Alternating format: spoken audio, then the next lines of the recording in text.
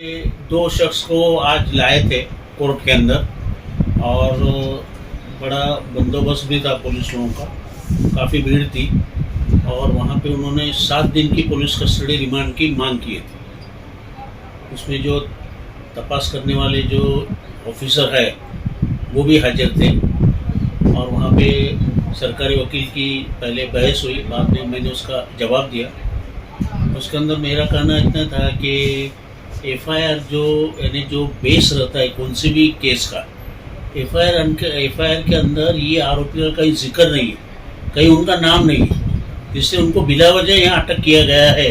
ये बात मैंने कोर्ट के सामने रखी। दूसरी बात ऐसी थी कि दीवानी मामला चालू था, उसके अंदर मनाही हुक्म मिला और कोर्ट ने ये जो ज़मीन मालक है तो उनके तरफ से फैसला दिया है। तो अभी ये फैसला उनके तरफ से आया तो भी ये ज़मीन हड़प करने के लिए और ये कहीं ना कहीं प्रेशर लाने के लिए ये जो है ये हादसा हुआ ऐसा बनाया गया है। और उसके अंदर ये दोनों आरोपी का कोई भी संबंध न रहते हुए उनको इसके अंदर अटक करने में आएगी। और अटक जो करके जो रिमांड मांगे उसके अंदर जो ग्राउंड्स थे तो ग्राउंड्स उन्होंने बहुत अजीब मांगे थे।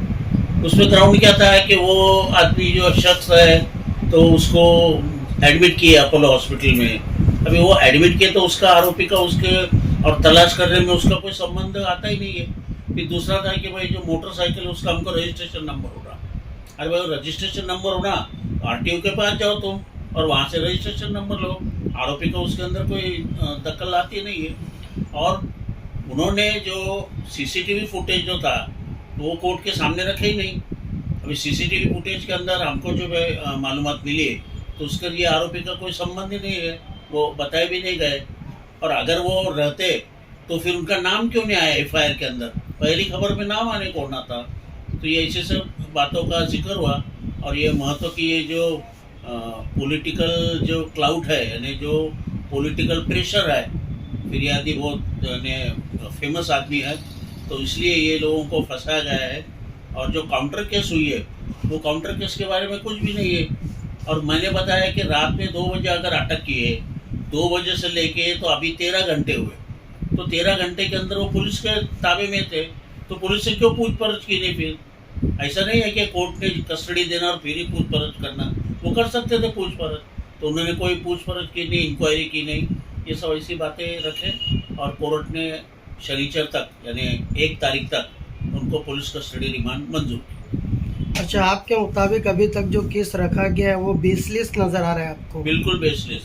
एफआईआर में नाम ही नहीं ना, इससे सवाल ही ना था। एफआईआर में अगर नाम नहीं है तो इसमें क्या पुलिस पर कोई आरोप आ सकता है या प्रश्न उठ सकता है कि पुलिस नहीं, पुलिस के ऊपर प्रश्न जब केस चलेगा ना तो उस वक्त फिर प्रश्न उठेगा। अभी तो क्या है, बहुत इनिशियल स्टेज बोलते हैं ना, प्राइमरी स्टेज में अब ये इन्वेस्टिगेशन है।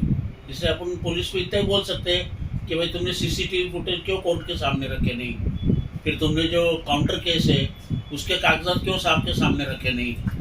काउंटर केस और ये केस सब साथ में सब चलता है ना, तो वो करने को ना था। वो बात नहीं करके अपन पुलिस के ऊपर तमाम यानी ये लिए आक्षेप लिए उनके ऊपर।